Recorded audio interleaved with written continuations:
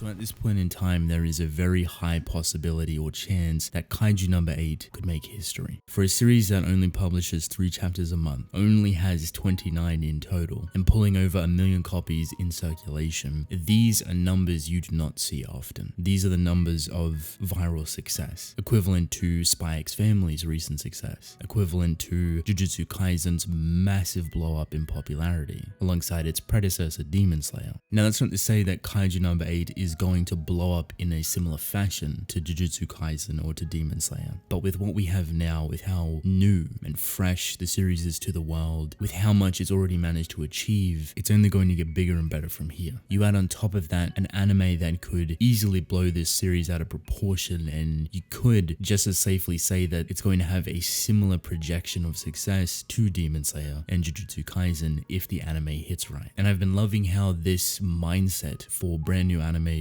surrounding successful manga has come into the picture. Demon Slayer has easily paved a path that other studios, companies, businesses, whatever it may be, want to try to follow. They want to see things succeed because at the end of the day, that's realistically all they care about for the most part, making money. Whereas us as readers, we love to see the reception of series thrive and blow up in popularity. And while it does gain a lot of unwanted attention at time and create a lot of sub-communities within the overall community, still seeing a series that you favor and enjoy so much reach that peak popularity, reach the success that you think it deserves, is always heartwarming. So knowing that Demon Slayer has kickstarted this formula of sorts, a projection path of success, Jujutsu Kaisen is following right behind it. Chainsaw Man now has the opportunity to follow right behind them, and now other series are coming along for the ride. Spy X Family and Kaiju number 8 being the two massive ones. When I think about Kaiju number 8's success, what it's managed to achieve in such a short amount of time, I find myself asking why. And this isn't to degrade the series, this isn't to put it down on another level or to push away readers. It's a genuine curiosity that I have, because this series isn't revolutionary. It's not something that we haven't seen before. We have seen different versions of it, but you would think a story like it would have been done before in a very similar way that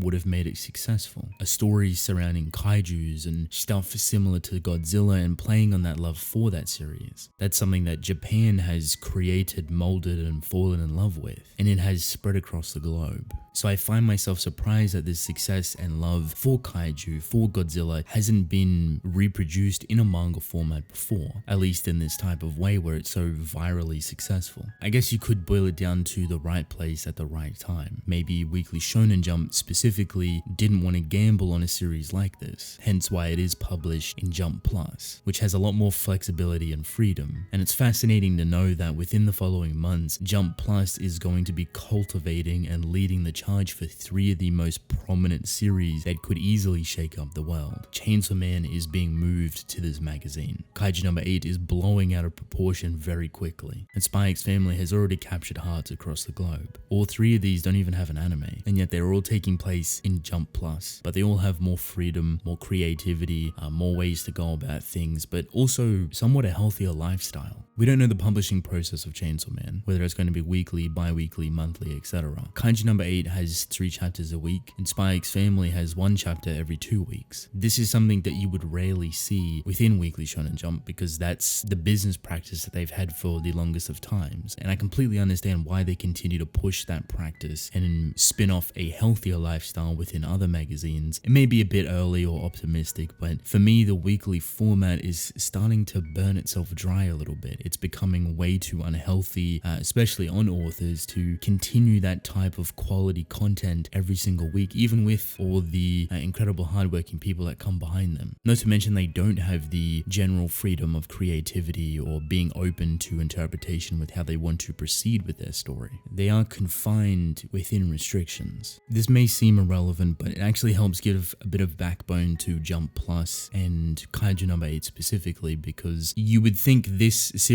would be the perfect one to have in Weekly Shonen Jump. And while it could have easily just been in Jump Plus just because the author wanted to have a healthier work schedule, because he only wants to write 3 chapters a month. That's completely understandable. But then something else starts to raise some questionable suspicion. The main character isn't a young child. It is a grown man, someone within his 30s, I believe. And something as simplistic as this has to be one of, if not the most refreshing things to see within the medium. Having a grown character is a lot more difficult to usually work around. It's not the most impossible thing, but this person is already experienced. They're already established within their world. They've been living for 30 years. They don't have to learn a whole lot of new things compared to a younger person. So just having those two completely different starting points completely changes your perception of the story, pushes a whole different route of growth. While there may be an arc specific to growing and showcasing and cultivating this young person into the adult that you would like them to be, we're already at that point for Kaiju number 8. So if anything, we look back to his past, we look back to what made him the person he is today, reflecting on specific things, how he emotionally handles situations, how he's growing with this newfound ability. Surprisingly, it makes for a completely different reading experience because the way he adapts to situations, the way he thinks about things, how intelligent and useful he is straight off the bat, even though they play him off as not being useful, is impressive. I think because Kaiju number 8 feels like a Weekly Shonen Jump series, you approach it with the mindset and the experience of reading one of those series, and you're surprised when it's something else entirely. While you definitely can feel the similarities, the structure, the pacing, the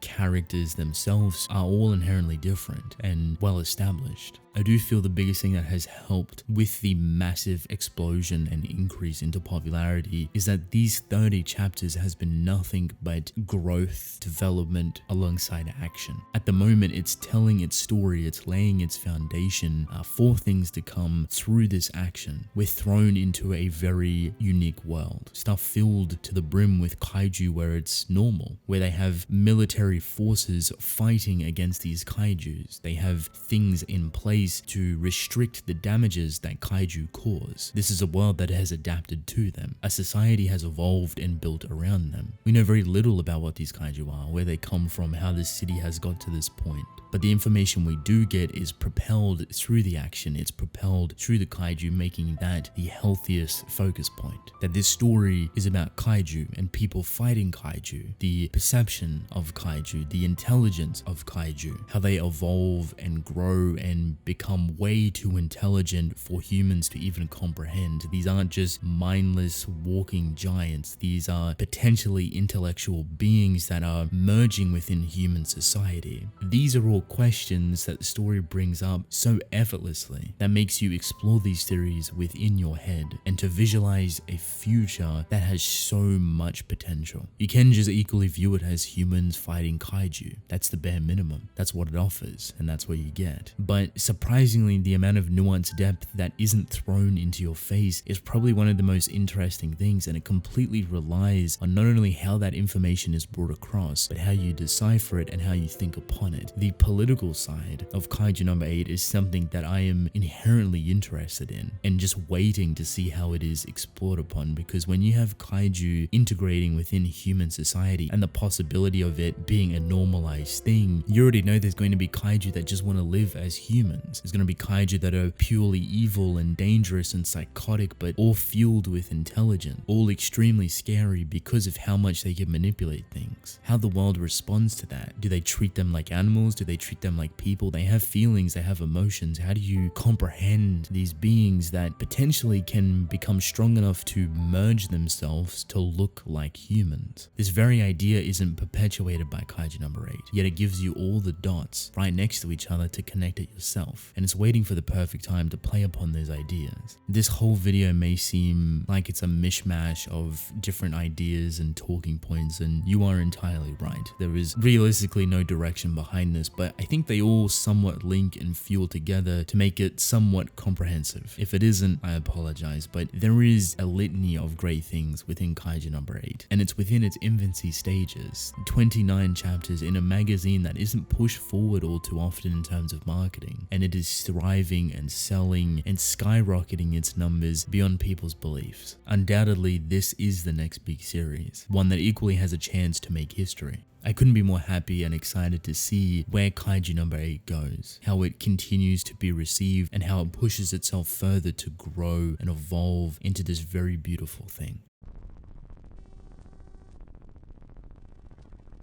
So with that being said, that is basically it. Let me know how you feel about Kaiju number 8. Have you read it? Are you thinking about reading it? Are you surprised by how much of a incredible reception and growth that it has with only 29 chapters? I'd love to hear your thoughts. But I want to thank you all for watching. Hope you enjoyed. Drink plenty of water, and I will see you within the next one. Goodbye.